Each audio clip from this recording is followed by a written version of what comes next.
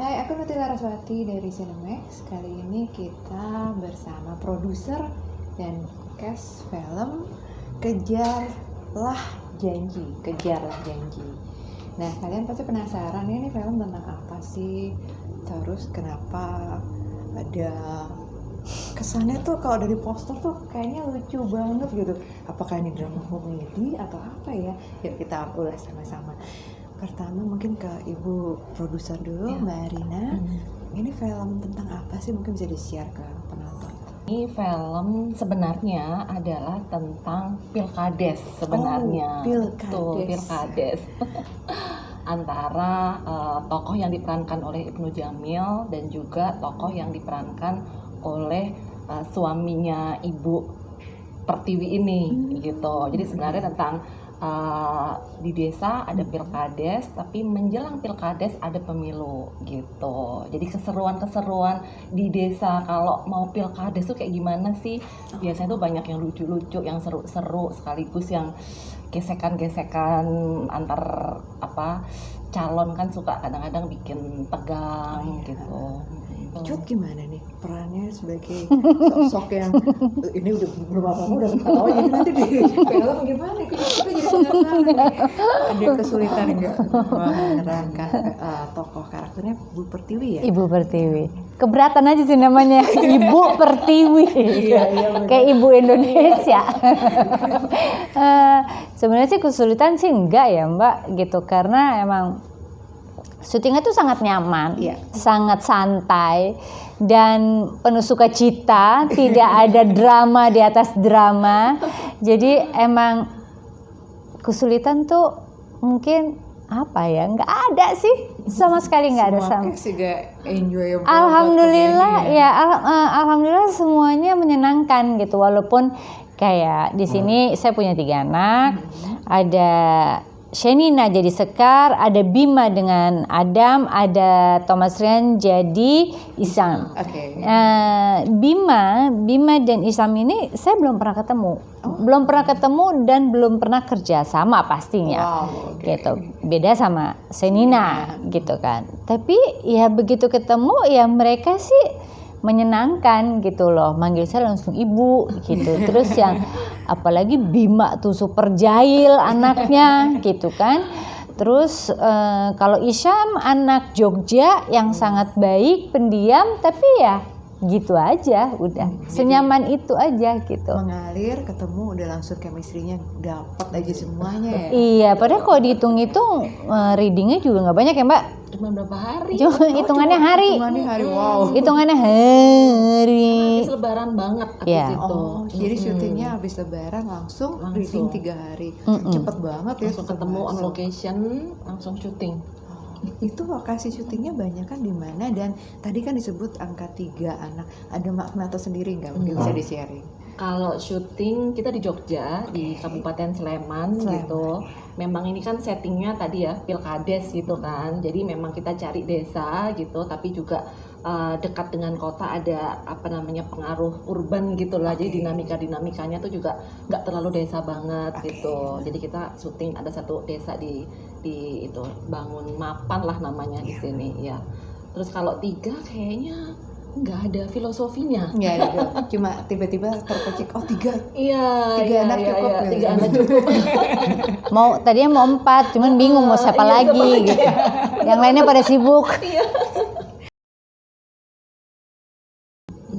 Nah, kemudian kalau misalnya dipikir-pikir, film ini kan mengarah kepada pemilihan pilkades tadi itu ya. Nah, kalau di pilkades itu kan biasanya unsur-unsurnya ada tua, muda. Dan sedangkan sekarang kan kalau pemilihan itu banyaknya ya generasi saya lah, generasi Gen Z mungkin gimana gitu. Ada trik tersendiri nggak supaya bisa masuk ke dalam skenario, kemudian ungkit juga gitu. Mungkin bisa di-share. Justru itu merefleksikan pemilih pemula sebenarnya. Jadi si 3 anak ini ada yang Adam itu berkeluarga muda sebenarnya, cuman sudah pisah ceritanya gitu. Terus adiknya ini si Sekar ini adalah mahasiswa yang ngambil S2, dan yang ketiga ini mahasiswa yang ambil baru sekolah S1 gitu. Nah ini saya mencerminkan pemilih-pemilih yang sebenarnya sekarang ini akan mengikuti pemilu nasional sebenarnya itu, sehingga memang dinamika dalam umur-umur itu yang membuat film ini diharapkan bisa secara luas diterima oleh penonton anak-anak muda gitu. Dengan pemilihan tokoh-tokoh pemainnya juga itu kan anak-anak generasi sekarang ya, Gen Z lah istilahnya. Itu juga termasuk ajakan supaya mereka menonton ini dan jangan melupakan pemilu untuk menggunakan hak pilih. Wah keren gitu, jadi itu filosofi angka 3 ternyata. Mungkin ini penasaran, Bucut kan katanya baru kenal sama mereka, pasti ada keseruannya dong ketemu sama mereka langsung ibu gitu, mungkin bisa di-sharing nggak? Keseruannya mungkin ya begitu aja ya, nggak ada yang sesuatu yang bagaimana sih, nggak ada gitu. Tapi semakin hari semakin seru gitu. Semakin hari yang tadi kalem semakin berteriak suaranya anak-anak gitu kan. Ibu gitu. Apalagi ya itu lagi balik lagi ke Adam ya. Dia mau masuk ke kamarnya aja, lewat kamar saya aja dia bisa teriak ibu gitu. Terus satu kali aduh Adam, udah suaranya segede-gede bagong gitu kan. Gitu. Jadi ya emang anak-anak itu sih anak-anak apa adanya gitu. Jadi gak ada pun batasan-batasan kita sebagai pemain, saya ibu mereka anak-anak itu gak ada juga. Kita makan sama-sama, jajan sama-sama. Bu mau kopi gak? Bu mau ini gak? Bu mau itu gak? Kamu ini gak? Mau gitu-gitu aja sih gitu. Jadi emang sebenarnya karena lokasi itu nyaman dan enaknya di sini setnya gak ada yang jauh. Udah selesai pakai yang misalnya RT 12 yuk pindah yuk ke RT 1 Asik banget gitu. Terus udah selesai di sini pindah yuk ke belakangan set gitu.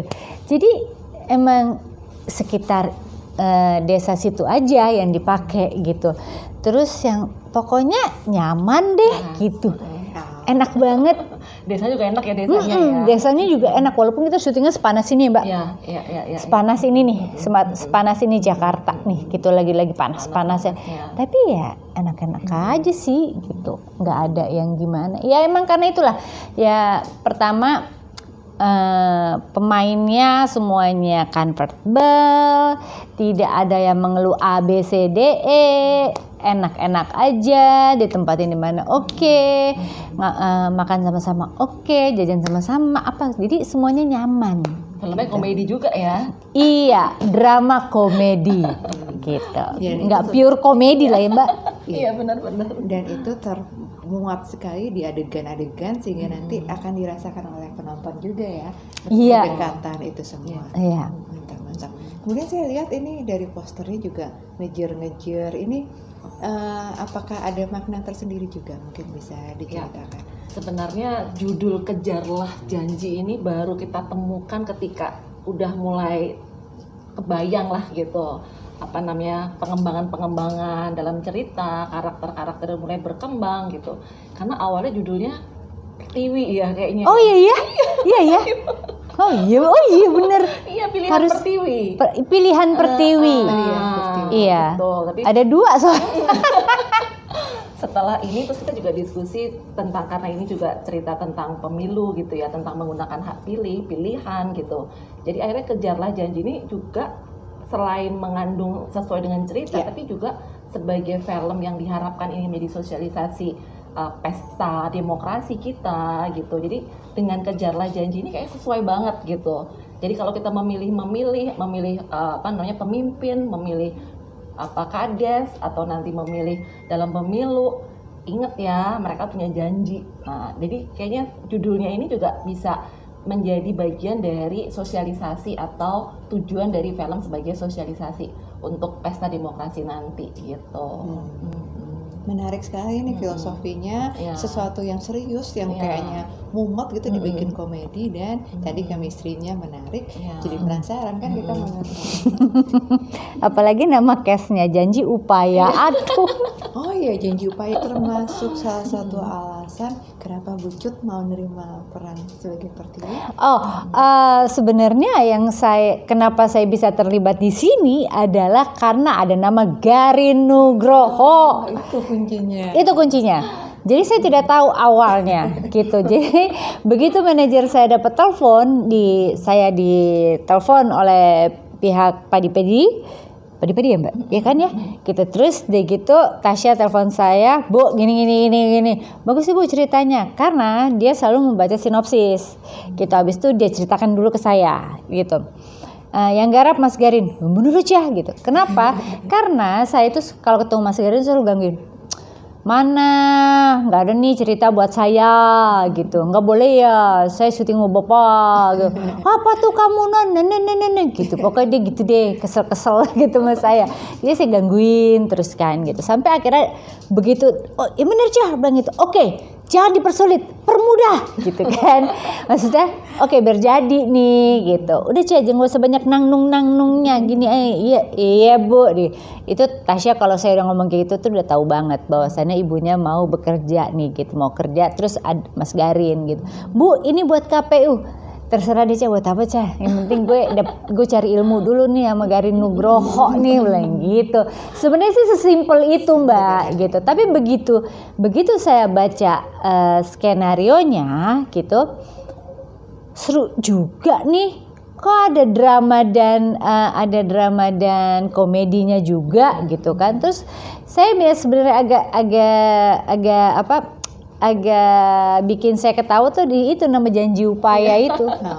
Apa sih ini Janji Upaya namanya gitu. Jadi pas naskah diberikan emang namanya udah selucu itu ya. Janji kan Janji Upaya. Upaya apa sih Janji Upaya? Tuh. Malahan Adam tuh bilang saya, ibu itu ibu paling epic katanya. Kok ibu paling epic? Kenapa Adam bilang gitu? Iya, mana ada ibu Pertiwi yang diperankan oleh ibu. Iya juga. Oh iya, pinter loh, gue bilang pantes di calling. Film tentang pemilu. Kira-kira harapan apa yang ingin didapat oleh penonton yang menyaksikan? Ya. Memang waktu di awal ini, waktu kita ngobrol dengan teman-teman KPU ya, kita juga agak surprise ketika KPU memilih film sebagai upaya untuk sosialisasi pemilu gitu. Nah kita juga tentunya senang ya, apalagi Mas Garin tuh kalau kita lihat rekam jejak beliau dari berapa periode pemilu ada inga-inga, itu memang selalu senang kalau diajak berpartisipasi di dalam edukasi ke masyarakat gitu, terutama civic education gitu. Jadi waktu Mas Garin ditawarin ini jadi ingat waktu saya bikin inga gitu kan. Dulu kan sempat ada iklan itu. Mbak juga ya. Itu Mas Garin. Iya, Mas Garin. Jadi waktu itu memang ya ini memang senang lah diajak untuk membuat cerita buat masyarakat dalam rangka pemilu ini. Jadi kita menyambut baik dari KPU membuat cerita gitu. Jadi harapannya memang melalui film ini mengajak masyarakat yang utama adalah menggunakan hak pilihnya, gitu. Apalagi yang teman-teman muda ya, pemilih-pemilih muda yang direpresent lewat putra-putrinya Bu Pertiwi ini, gitu. Jadi salah satunya itu, dan karena ini pemilu pesta demokrasi harus bahagia, jangan musuhan, jangan perang-perangan. Jadi ya pokoknya ini kita mau pemilu, kita harus menggunakan hak pilih, harus bergembira, nggak bermusuhan, kira-kira seperti itu sih. Kita juga kemasnya jadi komedi juga kan, gitu. Jadi harapannya mungkin bisa disimpulkan secara garis besar, kalau yang udah menonton nanti keluar tuh happy gitu ya, ketawa-ketawa happy. Nyoblos. Oh iya, betul, itu tujuannya itu ya. Kemudian kenapa Mas Garin yang dituju, mungkin bisa disampaikan sebagai sutradaranya? Kayaknya itu nanti ditanya sama lebih cocoknya KPU, tapi sebenarnya kami sendiri juga ini cocok banget. Karena memang Mas Garin sendiri itu kalau diminta untuk berpikir kreatif untuk masyarakat itu langsung terpantik ide-idenya gitu. Kayaknya nih memang sudah ketemu jodohnya, termasuk ketika Mas Garin memilih Mbak Cut Mini ini kayak memang Pertiwi ini ketemu jodohnya sama. Emang diingatkan ada Cut Mini Garin, ada Cut Mini Garin gitu. Jadi ibaratnya udah sama semesta ini udah dipok gitu ya. Betul.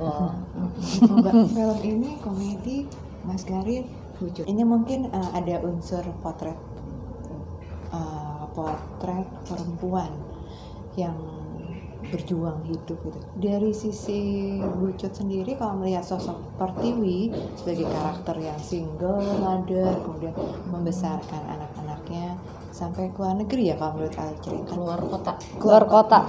Maafkan saya, keluar kota. Itu mungkin ada pesan dari Bucut kepada penonton perempuan, karakter Pertiwi ini inspirasinya seperti apa? Ya, balik lagi ke wanita ya. Wanita itu emang udah diciptakan sangat unik ya. Nggak ngerti gimana ceritanya. Ibu tuh emang udah gak ada lawannya gitu. Jadi kayak tadi saya diwawancara, ada bedanya nggak dengan ibu-ibu yang lain saya perankan gitu. Sebenarnya apapun yang saya perankan sebagai seorang ibu, ibu itu tetap mempunyai peran tersendiri gitu. Dia tidak akan pernah sama dengan ibu-ibu karena ibu banyak, ada Ibu Rina, ada ibu yang lain, semua punya karakter masing-masing gitu. Jadi emang tidak akan pernah sama dengan karakter, tinggal kitanya memainkannya seperti apa gitu. Wanita itu hebat, wanita itu kuat, wanita itu luar biasa, bukan berarti itu laki-laki tidak gitu. Laki-laki mempunyai kekuatan tersendiri, tapi wanita juga bisa membuat dirinya menjadi kuat gitu.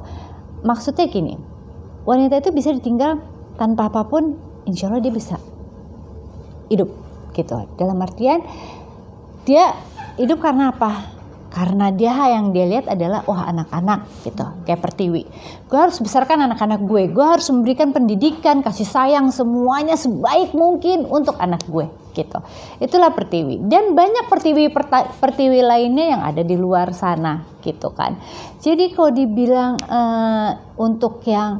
untuk dikatakan Pertiwi yang ada di luar sana ya pastinya ada dan sama dengan Pertiwi yang ada di Kejarlah Janji gitu.